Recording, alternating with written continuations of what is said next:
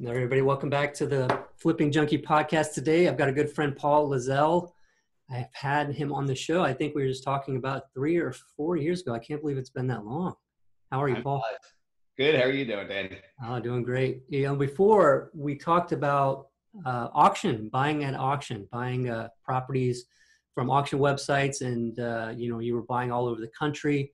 And I had just seen you were at one of the mastermind meetings and you gave a presentation and it just blew my mind. I was like, man, this is really awesome. The strategy you got in place to do this, and the big thing was like you were presenting in your underwear and you were like, this is how I do every day. I'm in my underwear buying. I'm just kidding. He wasn't, wasn't really doing that, but yeah, it was just like blew my mind what you were doing with that. And it was really cool. I was glad to have you on that episode. I'll go back and put in the show notes to this podcast episode the link to that one so you guys can listen to more about buying auction properties, which is really cool. And we had a great episode for that. But let's get in and first we're gonna move. We're gonna first start with how you got into this business in your road to success, and then we can talk more about what you're doing now, because you're doing a lot more than just buying at auction. You're still doing that, but you're doing more. And I wanna have you share the details of that, because I'm interested in learning more of how you're doing what you're doing now, and the audience can benefit from that tremendously as well. So let's get started with the beginning. How did you find out about this business, get interested in it, and get your start? So we'll go back to, I first started investing at the very end of 2001, but where everything really originated was, let's go back to like 1994, 95, when I was working for my uncle while I was in college, doing contracting work during the summers and breaks. And he bought a quadruplex and also a duplex. And we renovated those properties, fixed them all up beautifully, and he rented them out. He still owns those. They're both really big cash cows for him right now. Still doing real well. So that got my itch, but my itch was more, unlike him, he's a buy and hold guy. We're actually doing his first ever fix and flip together this year. Really? It's the first one he'll Oh, ever that's awesome. have done in his life. Yeah. But he's buy and hold guy. For me, it was always, I love the fix and flip side. So I started that in 2001. And again, it was a HUD property, first property I ever bought, 29.5. It was in Norristown, Pennsylvania. I partnered with a guy on it. We went 50-50. We did the work on it. Sold it for $69,000 a few months later. Each of us got 30. It was 30K total profit, 15K each. That was my start. Then I started buying a bunch of singles all around off of HUD Home Store, auctions, and the MLS, and did that all the way up until the crash of 2000. And I wanted to change my model because the crash, obviously it hit everybody really hard that was in that industry at that point. And I had a bunch of losses, but I wanted to transition to wholesaling because I had done 2 wholesale deals. They were super easy, and I mean between 5 and 15 on both of them. This is simple, easy contract, move on. So we decided to go that route, but I did it a little bit differently. I was doing it with bank-owned properties. Of course, there was a massive glut of bank-owned properties at that point. So we're picking them up in 2009. First quarter was sensational. I think we had 2 deals where we wholesaled for 50K, one for 55, 2 more for 40, wow, and another for 35 in Q1 of 2009, right? This is peak crisis time. Yeah, we did phenomenal in that first quarter. And then we continued that for about 2 or 3 more years. And that was mostly HUD, mostly REOs locally. And around 2010, 11, I started buying out of the area, looking at Pittsburgh, New Jersey, Virginia, and it really started to go heavy in Ohio and Indiana. And as that started going well, I'm like, all right, if I can hit these markets, why can't I keep increasing it? So I started looking at the Carolinas, Georgia, Florida, Texas, and just expanded. And to this day, where I bought 44 out of 50 states. So I bought in most states now. I don't think I'll ever buy in all of them, but 44 out of 50 is not too bad. But we continued buying through the auctions, auction.com, Hubzoo, Hudson & Marshall, Zome, Realty Bid, obviously HUD Home Store, you have Fannie and Freddie, Home Steps, and Home Path. We bought on all those. We've even bought on eBay and sold on eBay back in the day. Bid for Assets was another place we actually picked up a couple of properties on years and years ago. They're not really too active anymore, those. The big ones right now, you got Zome, auction.com, Hubzoo, and Hudson & Marshall. Those are your 4 big guys out there, but they all have suppressed inventory now. Mm-hmm. So with the dwindling inventory, it still works good for me because I buy all over and there's still deals and I'll still be picking up properties and I'm still picking them up. But in order to get the inventory amount that I wanted, I started focusing more on the MLS locally. On the MLS, believe it or not, in San Antonio, Texas, we're actively looking there. That's a tough market, obviously, as you Yeah. know. It's hard Yeah, to you find guys, deals yeah, there. because I'm Yeah, buying now too, so it got a lot tougher for you. it's definitely a lot tougher, Just especially. kidding. I mean, it's just a red hot market. It's a I'm great just trying to market. get you out of it. Less Don't competition. worry, we're just dabbling in it there. But then we're Well, if you also get anything, let me know. Let me know if you will get do. it. Absolutely will do. But we're also buying from a lot of wholesalers locally. So we're on every wholesalers list here, Pennsylvania, New Jersey, up in the Pocono Mountains where I buy a lot too. So we're picking up plenty of deals there. We just picked up an off-market deal quick side story. The property next door to my house, I bought this past year, fixing and flipping that one. And Nice. now on about a half a mile down the road, we just got under contract yesterday too. It was another referral. Oh, So wow. it's using these other resources to pick up deals. Now we're scraping Craigslist too. So we're pulling things off Craigslist in a couple of different markets that we're in. And the VA, we give the VA the info. She does all her magic with the ARV and try to come up with the values for us. And then we look at it, assess it, and then make our offer based on that.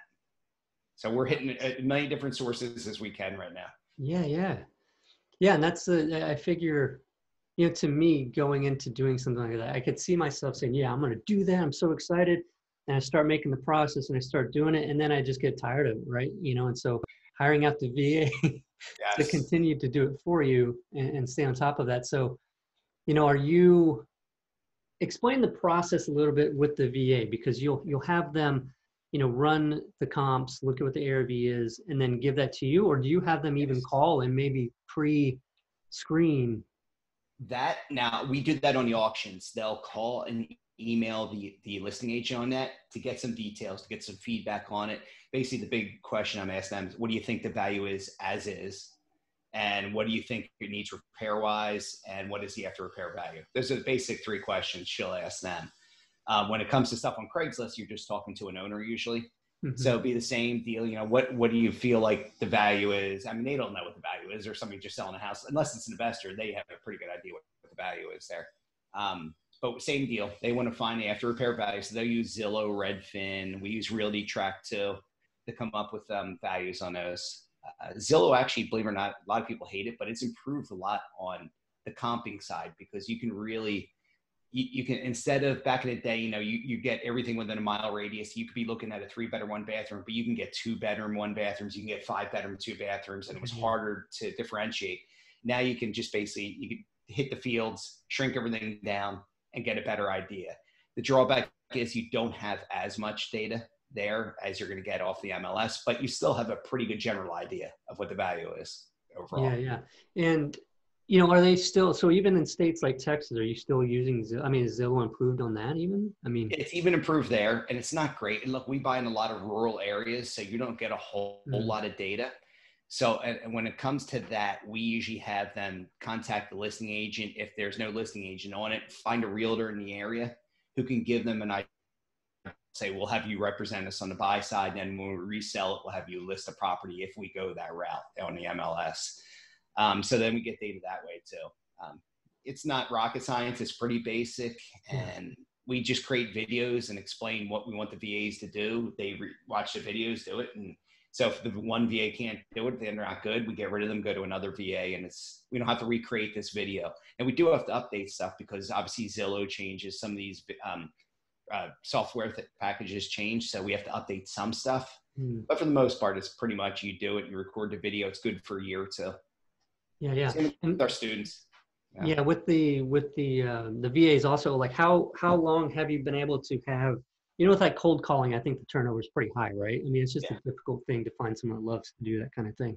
Sure. So with this kind of thing, what are you finding? Like, how long do people typically stay, and what are you typically paying them? So we're actually very, very lucky. The second VA I got was very, very good, and I've had her for 3 years, and she's $5 an hour. Not bad. She works a full 40-hour week, pretty much most week. Sorry. How long? So she's $5 an hour. I've How had her long for have you had her? 3 years now. Yeah, 3 years, which is a long time for a VA, right? Yeah, But yeah, it it's is. pretty good and understands, and like I don't have to recreate anything. It's a big bonus. So she works 40-hour weeks for the most part, occasionally sometimes down to 30, depending on what I got going on, or if I'm going away. If I'm going on vacation, I just have her go on vacation That's too. Philippines. Yeah. And we have another one that works part-time on the resale side. And she does scraping of buyers on Craigslist, on Bigger Pockets, on all these different uh, websites to try to find buyers for our properties. Nice. So she works about 15 to 20 hours a week on the dispo side. And how did you find them? Are you using Upwork or some other site like that? Or are you going a different way to find? So Nick Laguarmo, who is on the family mastermind that we belong to, he was also an investor fuel where I met him. He connected us with that one. The other one was, I think, through Upwork. I think it was Upwork on that one. And they're both $5 an hour. I think actually the dispo one is $5.50 an hour. Nice. I had more experience in the field at that point too. Yeah. Yeah. And like what that's worth to you and like the time, it's like the stuff that's just super painful to keep going. And so, yeah, it's good to hear because it's the thing that, I could get into and start doing, and people out there listening to this, maybe you've tried to do something similar. You got interested in this thing that we're hearing like from Paul on finding these properties this way, and you put the process in place and you start working it, and then you just get burned out or get interested in something else, rather than doing that, like, look to offload that to somebody, a VA, and do that. So it's great. What, so you said something about the rural areas. Is that mostly where you focus, or is there, yeah? It kind of ends up being that way, only because, I mean, we'll take any deal anywhere, wherever the deal is, right? We go. If it's in St. Louis, that's great. And that's a major market, right? But a lot of these end up being in more rural markets. It's kind of, Larry Goings? Yeah. He does a rural, he's basically North and South Carolina. He goes in other markets as well, but he's more that small town America. It's what he coined a phrase, small town America, where you're in a more rural areas. And actually, it's been a huge benefit for us right now because everybody's leaving the cities and we're moving these properties fast. So we were kind of ahead of the curve accidentally there. That is so weird to me though, that it, anyway, do you think that's long-term? I don't, it's now, it's probably temporary. As long as the coronavirus and this unstable environment we have with all the rioting and stuff is going on, the cities won't be desirable, right? But if it trends back to normal, then the cities will come back in vogue. I think it'll end up coming back. The pendulum goes one way and it goes the other too. So eventually it will come back, but unless, look, if you get this virus, if you end up getting another virus that's pretty bad too, that rips through us, it'll kill cities. Cities would be hurting for a long time, I think, but this is probably more like the flu of 1918, which actually ravaged our area here in Philadelphia pretty bad. You have a short term, probably 2 or 3 years where people are affected by it, and then it's gone and then people are back to normal. I think that's what'll more or less happen. Yeah. Crazy. But it's beneficial for us now because we're moving these properties quick.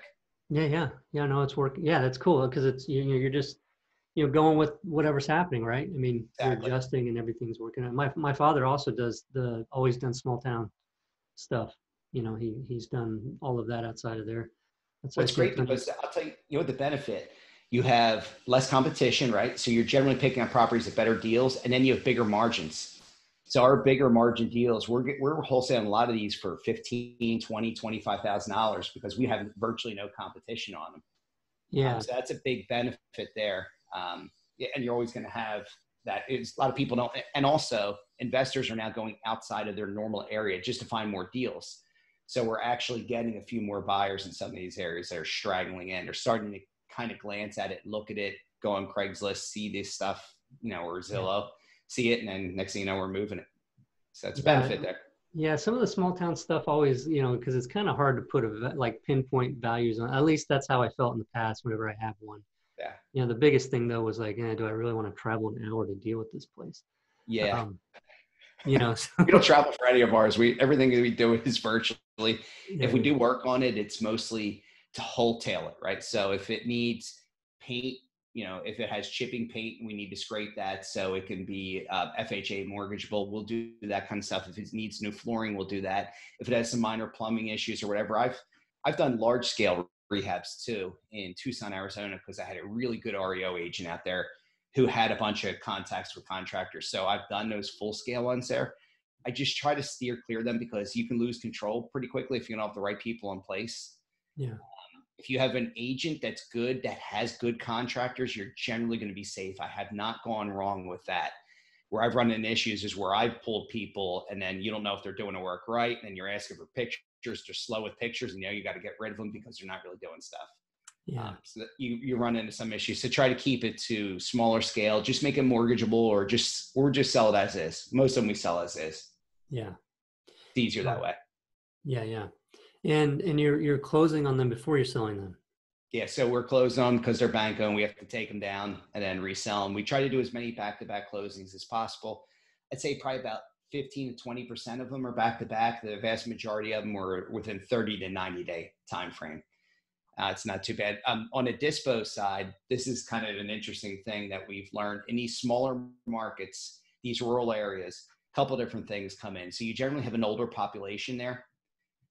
So listing stuff on the internet doesn't always work that well. Where we sell a lot of our properties to the older population, newspapers, believe it or not. We list them in the local newspapers because they still read them. And a lot of these places, the internet is not that great out there too, right? You have hills and valleys, and sometimes the internet's not great. So either direct mail with postcards to buyers or doing it via newspapers has actually worked really, really well for us in these small markets. Yeah, that's smart. Yeah. Yeah, it's awesome. And, so what happens, like, if are you like in like a real small town that maybe seems like it's dying, slow, very painful death or whatever, and you get a deal out there and you're just like, man, I don't know. I mean, are you buying it like 50% or less? Are you getting like, okay, so you're just I got to like get them 40 cents on a dollar, 35 cents. Like a good example, Sterling City, Texas, right? It's outside of El Dorado, Texas, about 30 minutes. You probably don't know where that is. No. It's about 30 minutes west of El Dorado. And it's an old oil town, right? And when oil's booming, it's great. But when it's not, it's slower. Like, so the guy I have in there now who's running it is a truck driver. So it's not a big deal. Doesn't affect him. He's out driving all the time. His family's there. So there's always somebody to buy. You just sometimes have to wait a little bit longer, right? In those rural markets where you get that. You can price a little better. Yeah. So if you buy it cheap enough, you can rent it until you. Yeah. Or sell or finance it, right? That's the other way too. Like, I would like to turn this guy into a seller financing thing. He's put a good amount of money down, but I got to get him more consistent with his payments as far as like a fixed amount for him to do that. And I told him that, and he's working on it. But as of right now, it's just a great rental. Yeah, that's awesome. Yeah, that's the thing, right? Buy them low enough, and you have a lot of options, right? I mean, it's like people getting in trouble when they start doing all the creative stuff. Make money when you buy it, right? Yeah. I mean, it's simple. It's like, I don't know. I guess sometimes that's just too simple for some people. They just want to complicate things and do crazy creative stuff. But anytime there's a creative thing going on, I think it's awesome.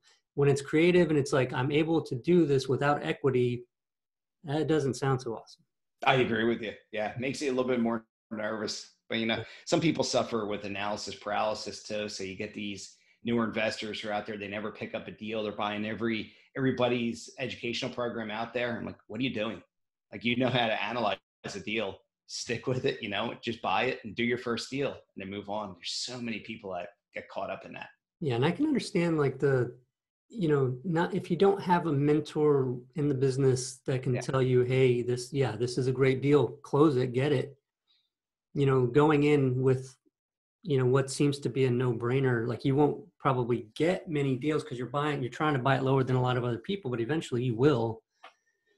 And then you can sleep at night because you got a heck of a deal, right? So, but anyway, that's what it comes down to. Like, I mean, have a big net, cast a big net out there, right? And then only take those good deals.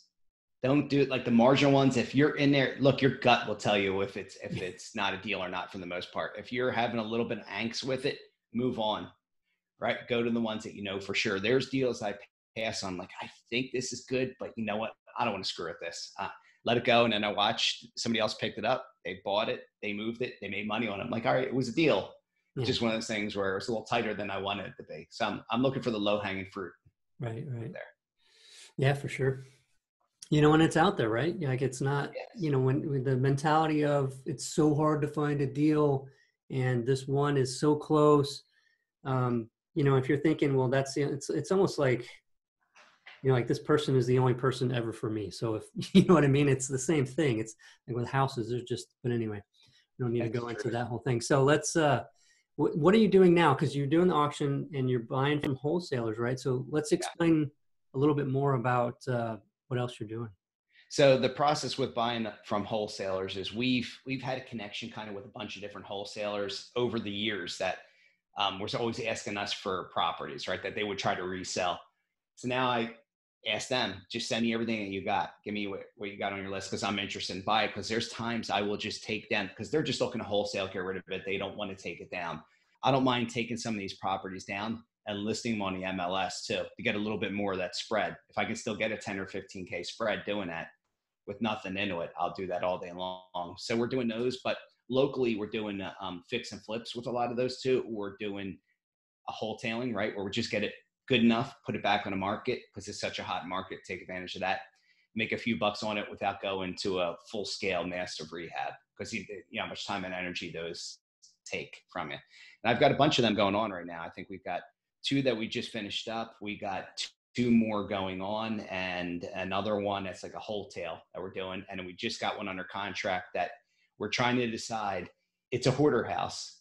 It will literally take 15, 30-yard dumpsters to get rid of everything in the house and in the yard. And do we clear everything out? It's got a roof leak, put a new roof on it, clean it up, just make it look nice and sell it and make, a 50K spread? Or do we do the full scale thing and go for 100K? Me, I'd rather just do it and get the 50K spread, just do the bare minimum, get it out there. It's a hot market. It's a great area. It's really close to us here, so it'll move. So we're leaning that direction with it. Less time, less capital, and then focus on other stuff.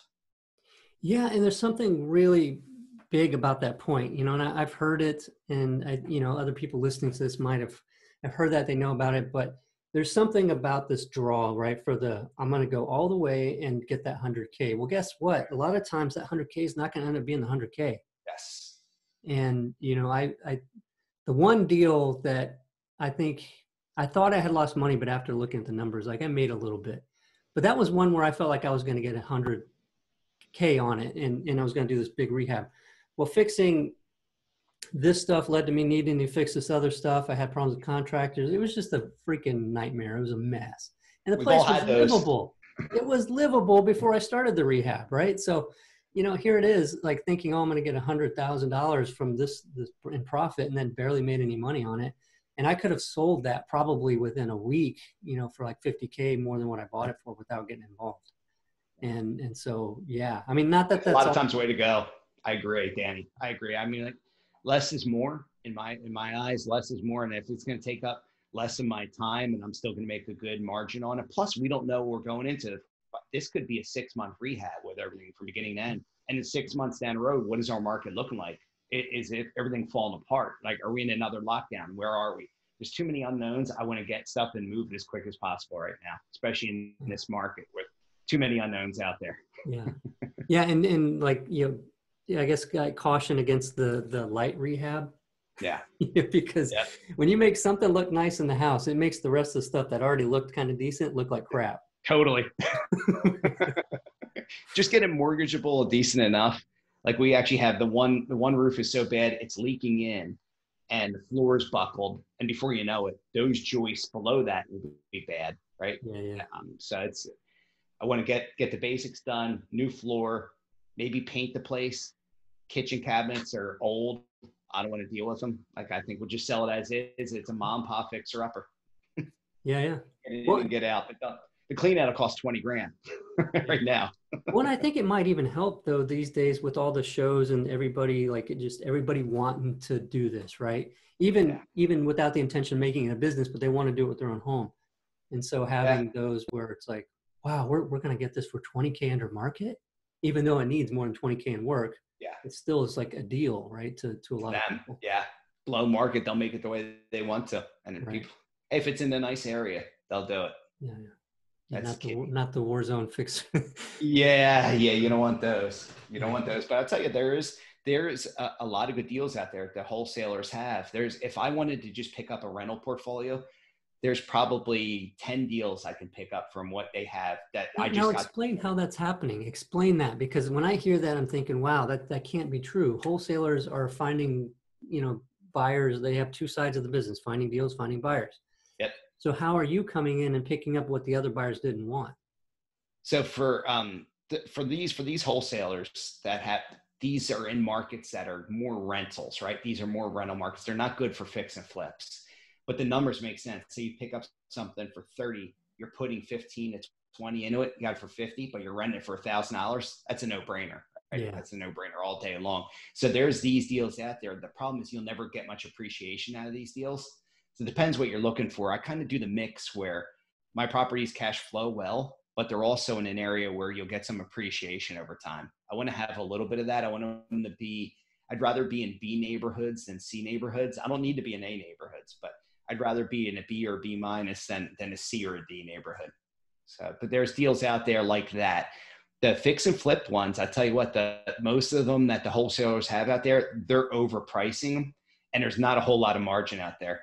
I don't want to be squeaking something out for $30,000 that I'm putting $200,000 into. I want to have a little bit more margin on that. So we beat them up on pricing. If it doesn't work, but people are buying them. People are still buying them. I guess there's a lot of newbies out there, or people that are just hungry for deals and want to do volume. Yeah, no, that's a big point.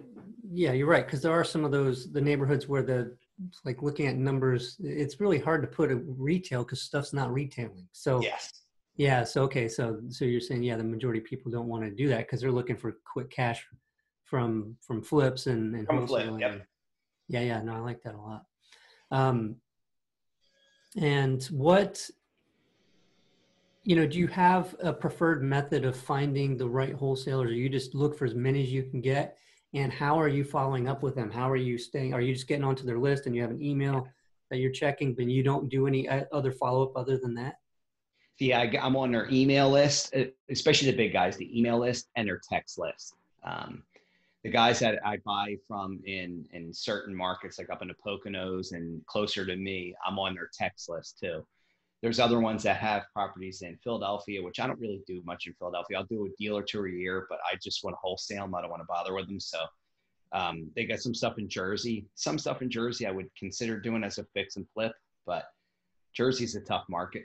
I'm not a huge fan of it. And your holding costs are more, not your transfer tax, but your closing costs, everything ends up being a lot more. So I try to steer clear of New Jersey too. So I don't know on those. I just get emails. If something's a home run, I'll do it. But most of the time I'm not bothering with them. There's a couple of guys that are more local to me here that hit the markets that I focus on a little bit more locally. So I'm on their email list, their text chains. When stuff comes up, I'm on it right away. They send Google Docs or the photos through Google Docs or through Dropbox. So I'm getting pictures right away, getting an idea what it's like. And if I need to get in there, I can get in there right away. Nice. Yeah. Nice. It's a whole different thing. It's new for me with this. Like I don't normally buy from wholesalers. I'm usually the wholesaler out there doing stuff. But for local stuff, I don't mind all day long. They're going to find deals, right? Because I'm not doing a direct mail. I'm not doing any of that. So let them do that, market it. I'll pay them the premium for it. And if it's still a deal for me, it's great. Yeah, of course. Yeah. And, are you getting a relationship somewhat now to where some of them actually just reach out to you only instead of putting Yeah, I'll get like the first look on a lot of them because they know what markets there. They know which areas I really hit. Yeah, and that's just with two different guys right now that I have that with. But I'm on a bunch of other lists as well, and some of them just give you junk all the time. Like gave it a couple that's like, yeah, this is not even close to a deal. After repair value is 80,000, you're trying to sell this thing for 50 and it needs 20. It doesn't work. Yeah, do you unsubscribe from any of those, or you just hold out and it doesn't cost you anything? You just stay on there. And I'll unsubscribe from those for sure. Yeah. Okay. Yeah, I try to unsubscribe from them. They usually don't last too long. A lot of times they unsubscribe themselves because they stop doing it because they struggle with the business and they can't ever get a deal and they end up stopping and doing something else. So it's not an easy business, but once you get it, once you get it down and have a general idea, you can last a long time in this business and do really, really well. I mean, I'm 19 years in this business now, still going, seen ups and downs. We'll see more, I'm sure. Oh yeah, well, that's just the way it is, right? Nothing ever stays the same. What do you do if you come across, like, are you facing any situations with like co-wholesaling where somebody's putting it out, but it was somebody else's property, and then how do you navigate that? So I don't wholesale other people's properties, but there's people that co-wholesale ours. Like we put it on House Deals America. That's one of our websites where we'll list a bunch of our properties. There's a couple guys out there that just grab those and market them on their own sites and stuff. And occasionally they find buyers for us that, we'll give them $500 or $2,000 or $2,500 for them, depending on what the margin is on the deal and stuff. We'll work out something with them usually. So a little bit of that goes on. Most of the time we sell our own though, for the most part. Just every once in a blue moon, these guys will end up selling one of ours, but we don't co-wholesale anybody else's. We'd be open to it if they needed help with it, but we don't really do that. Our students, we'll do some for our students. Like they don't want to get involved in the sales side, so we'll sell it for them and we just get a percentage of the profit. Now, the students local only, or you have nationwide students? So they're all nationwide. None of them are local. One, Trey Franklin's out there in San Antonio where you are. We have a bunch in California. California is like our big, just because look, they got to go virtual if they're going to do anything in the real estate world, because you're not making money in California without a ton of money in your pockets to be able to buy stuff from wholesalers there and fix and flip. So that's a tough market. So most people in California are looking at different areas, different markets. I say we probably have about 5 or 6 students from there, some from Michigan, some from Florida, a couple from the Midwest. But mostly California. Nice. So what is the process with, somebody looking to do that with you? So for us, we have a couple different programs. One of them where we just basically teach them how to do the auctions and get on the VIP list. And we have videos on how to set everything up for each auction house. And that's a $7,000 program. And then we have a soup to nuts one where we do everything and work with them for everything. That's a $30K, where they're full mentor for a year. And we teach them how to do everything. If they want to do direct mail, we show them how to do direct mail. The PPC, if they want to do that, we show them how to do that. Because we used to do those. We just stopped doing them since we focused on the on the auctions in the MLS. And we're looking to reduce our marketing costs, so we went that route. But it's easy enough to turn that back on if you need to. Yeah. But then we also teach them how to work with VAs, how to hire the VA, and how to train your VA. Do that kind of thing. Nice. Yeah. Nice. Take it the whole package there. Yeah, and I want to come back to the MLS part of it, like your strategy for MLS. And but I guess saying that the benefit of something like that is something that I brought up earlier in this conversation, as far as that fear of making that big mistake, right? Like everybody, like if you're new, maybe you've never even bought a house yourself, right? But you're going to buy this investment house. It's just the scariest thing in the world. Sure, it's like having somebody with the experience in the business that you have direct contact with, that can look at that deal with you. Mm-hmm. Obviously not take every single lead that comes in and analyze them for them, but if there's something if you're new and you've analyzed it and you're like, I think this is a deal, and then you get that feedback. I mean, it's just makes you feel so much better, and it takes away a lot of that fear of I'm making a mistake. Absolutely. And what we do, and we make it it's kind of like a 3-way process here as far as what we do. So they get it, say they win a high bid at auction, they send it to me and they send it to my dispo guy. So we look at it separately. We work up our own numbers. So my guy Mike does his, I do mine, and our student does theirs. And we give them our analysis. Almost all the time, my sales guy and I are hand in hand with the values and where we are. We're saying, nope, not a deal, kill it.